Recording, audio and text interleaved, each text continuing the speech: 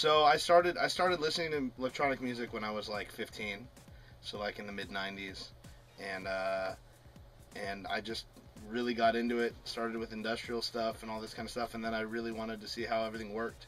So I started researching.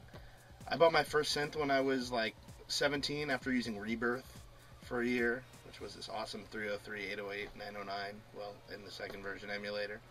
It was super awesome. So I bought my first synth when I was 17.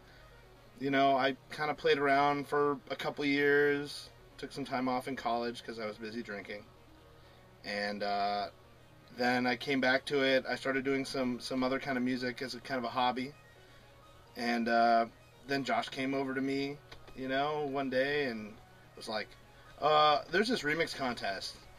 Let's write some music, because, you know, he'd been a DJ for so long, and I was, you know, and I'd done okay in production. I did some other stuff before, you know, but it was never like a full-time like this kind of thing. And so we did that. And that turned out pretty well, so we just kind of continued. My first actual career was as a baker in Switzerland. Matt first introduced me to electronic music. I was, you know, maybe like 13 at the time. I went to my first party, I'd say, when I was like 13, 14, something like that. Wow. I don't do drugs, so I never got involved with that. I was never a serious raver or anything. And I saw people DJing, and I thought it was really cool.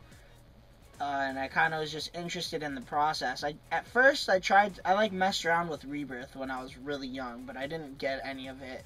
So I went and I bought a turntable as soon as I could save up enough money via washing cars. A turntable, and the worst mixer. The worst mixer, and I had a Discman. And so I like connected that, and I'd like get change from people at my school cafeteria. I'd like get a quarter at a time maybe, and I'd go and buy records. I don't remember what the first record I bought was, but I kind of just did that, and then... I do. What?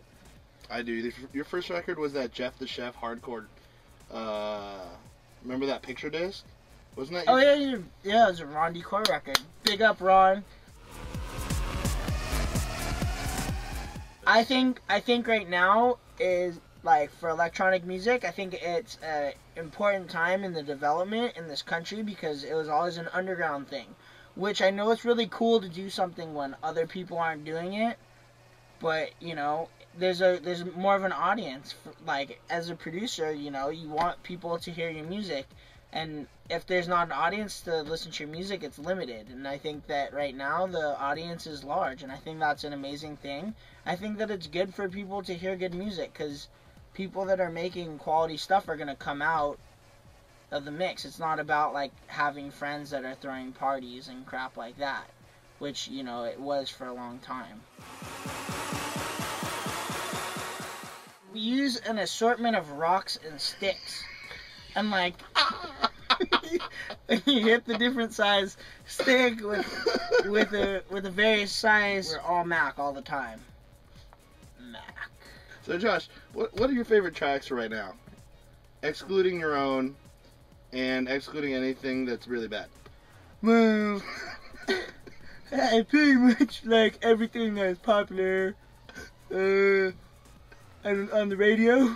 I like music that sounds like the song before it. That's what I'm interested in. I really like Will Bailey. We're going to be doing a collab with him, like, later this month. Hopefully, yes. I really like Pio to Pete. He is sick.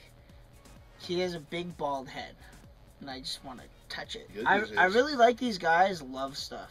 Oh, yeah. They've been doing a really good job. Nom de Strip. I like the Squatters a lot. Yeah. Really like these guys. They're called Side Chains. Go to our website, which is breakdowntheparty.com, and then our SoundCloud is where we give away music and mixes and everything, and that's soundcloud.com/breakdown. Follow us. You can go to every social media there is and find us. Yeah. Facebook.com/breakdowntheparty. I want to thank Abraham Lincoln for freeing the slaves. That was good. Yeah, and Martha Stewart for... Martha Stewart for making good South Park fodder. Also, you can make she taught me how to make a really nice, teapot cozy.